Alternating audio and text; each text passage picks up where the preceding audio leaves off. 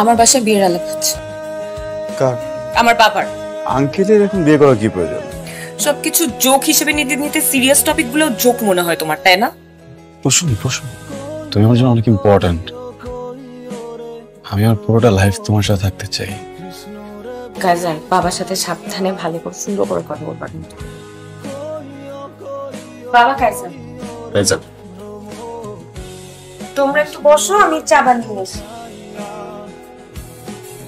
আমি প্রশ্নের কাছে যেটা শুনলাম, তুমি জব করতে চাও না, বিজনেস করতে চাও না, কিন্তু একটা বেসিক রিকোয়ারমেন্ট তো প্রত্যেকটা মানুষেরই থাকে, জব বা বিজনেস কিছুই করবে না।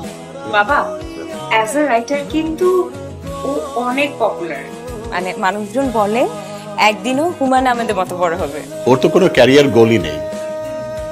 ও যে প্রফেশনটা বিলং করে এটা তো কোনো ফিউচার নেই, একটা বুলশিট প্রফেশন। সরি আঙ্কেল, কি বললেন? আরেকটা বার একটু। আমি বলেছি বুলশিট প্রফেশন। আপনার কাছে মনে হচ্ছে যে রাইটিং প্রফেশন বুলশিট। ভালো কোন প্রফেশন মনে হয় আপনার কাছে? ঘুষ খাওয়া। Shut up! আপনি আপনার বুকে হাত দিয়ে বলেন তো, এই যে আপনার বাড়িতে আপনি এরকম দামি সোফা রেখেছেন, আপনি যে লাইফস্টাইল মেনটেন করেন, আপনি যে স্যালারি পান ওটাতে যায়, আপনি ঘুষ খান না? কাইজার, তুমি কার সাথে কথা বলছো জানো? আমি ঘুষখোরের সাথে কথা বলছি। Shut up! তোমার বাবা মা তোমাকে কোনো শিক্ষা দেয়নি? আঙ্কেল প্লিজ বাবা মাকে নিয়ে কথা বলবেন না। Shut up! আপনি বাবা মাকে নিয়ে কথা বলবেন না প্লিজ। তোমার বাবা মা হচ্ছে অশিক্ষিত, মূর্খ, এবং তুমিও তাই হয়েছো। কি মানুষ নাকি জানো? আর উনি একটা বয়স্ক মানুষ, উনি না হয় তোমার কোনো কথায় বিরক্ত হয়েছে, তাহলে একটু বুকটা বন্ধ করে রাখো। প্রফেশন নিয়ে কথা। কাইজার, বাসা থেকে বের হও। আমার বাবা মাকে নিয়ে কাইজার, আমার বাসা থেকে বের হও। আমার সাথে আর কোনো ধরনের যোগাযোগ করবে না, বের হও। আমি তো বাবা মাকে নিয়ে। বের হও কাইজার।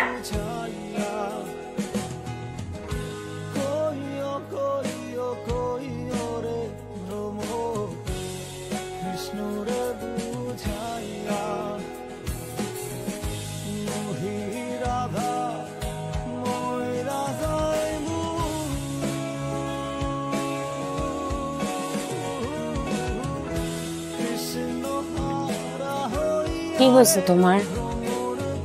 অফিসের একটা ফাইন্যান্সিয়াল প্রজেক্ট নিয়ে অনেক বড় ঝামেলা হয়ে গেছে। তো প্রজেক্টের রেসপন্সিবিলিটি ছিল আমার উপর। কালকে আমি যাব, যে ওনার সাথে কথা বলবো, দেখি কি করা যায়। ঠিক আছে?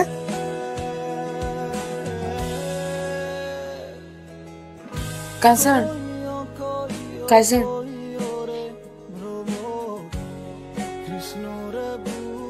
আপনাকে বলুন আগামী কাল আসতে। আপনার জন্য ফোন করে তারপর আসে।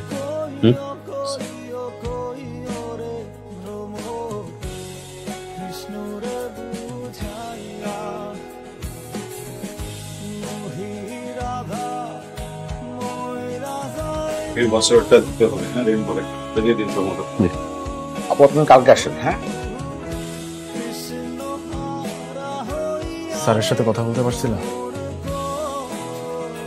কালকে আবার যেতে বলেছে। কারণ আদর্শবান সিওর বাচ্চা যে কয়জনের নাম লিস্ট করছে প্রত্যেকটাকে জেলে পাঠাইছে। কি না দিয়ে চেষ্টা করছি আমি? টাকা, ক্ষমতা সবকিছু দিয়ে চেষ্টা করছি। তুমি প্লিজ আরেকবারের জন্য লাস্ট ট্রাই করবা। তুমি প্লিজ আরেকটা বার একটু কথা বলে দেখো ম্যানেজ করা যায় কিনা। উনি ম্যানেজ হলে সবকিছু সলভ হয়ে যাবে। আপনি একটু কাইজারকে ফোন করেন, কখন আসবে সেটা অ্যাটলিস্ট আমাকে জানান।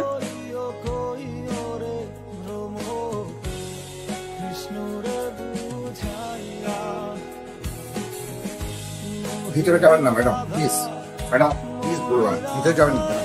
আমার সাথে কথা বলার জন্য কি 5টা মিনিট সময় নেই তোমার হাতে? Please madam.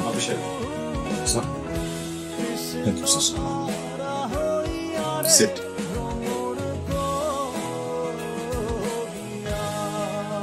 বলুন। আমার হাজবেন্ডের নাম আবরার ফাহিম। ওর এগেইনস্টে তদন্ত কমিশন গঠিত হয়েছে, কিন্তু ও কিছু করে না। বিশেষভাবে খেয়াল রাখবেন অপরাধীর যেন সর্বোচ্চ শাস্তি হয়।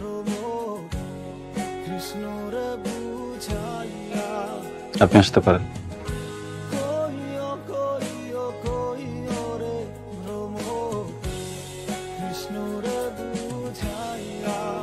ঠিক আছে, আমি অফিসে গিয়ে কথা বলবো, দেখি কি করে। বাবা, ও যদি তোমাকে আবার অপমান করে? মারে বিপদে পড়লে হাতিও গিয়ে আর্টিকার পায়ে ধরে, কিছু করার নেই। আমি আসলে এসেছিলাম আবরার ফাহিমের ব্যাপারে কিছু বলার জন্য। ছেলেটার যদি এখন জেল জরিমানা হয়, আমার মেয়েটার দুধের বাচ্চাকে নিয়ে অসহায় অবস্থা করবে। একটা শিশুর বাবা যদি জেলে থাকে, তার বেড়ে ওঠাটা স্বাভাবিক হয় না। আমি দুর্নীতিবাজ, পুষ্প, এই ধরনের মানুষগুলোকে না আমি দেখতে পাই। আমার জন্য খুব ভালো হবে যদি এক্ষুনি এখান থেকে বেরিয়ে যান, প্লিজ।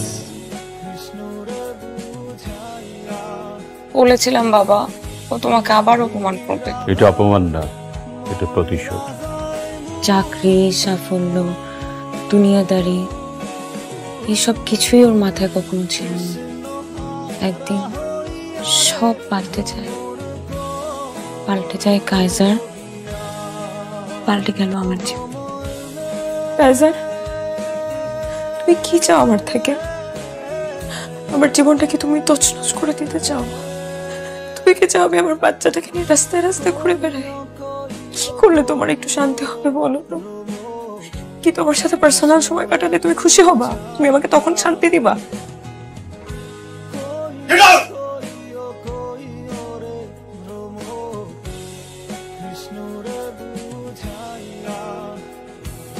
মিসেস ফাহিম, আমি খুবই দুঃখিত আপনাকে এমন একটা জায়গায় ডেকেছি।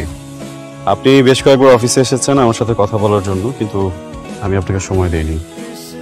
আমি বা আমার কোম্পানি আমরা প্রফেশনাল, তাই ডকুমেন্টস ছাড়া আপনার সাথে কথা বলতে চাচ্ছিলাম।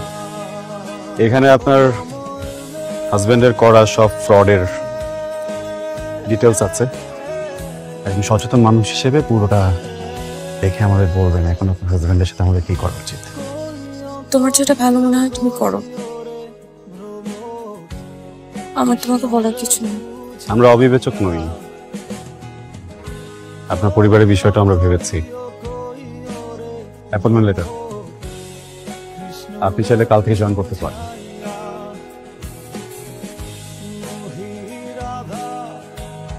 Thank you Kaiser.